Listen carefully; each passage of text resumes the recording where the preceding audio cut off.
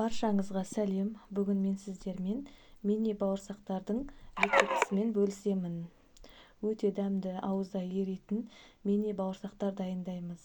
Бетіне қалауыңызша сахарный пудра сеуіп қойсаңыздар болады.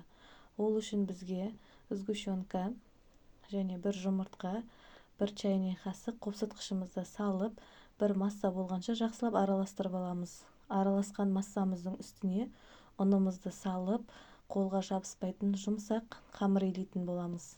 Қамырымызды кішкене тұндырып қойып, пышақпен бөлшектерге бөліп алатын боламыз.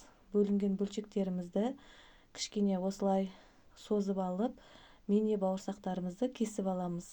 Бауырсақты осылай пісіре берсеңіздер де болады, болмаса мен құсап осылай дөңгелек тәрізді етіп істеп алсаңыздар болады. Сол уақытта орташа отта майымызды қыздырып қоямыз. Бұл жерде майымыз тез қызып, тез пісіріп алмауымыз керек, арасы піспей қалуы мүмкін. Сол үшін орташа көлемде пісіретін боламыз.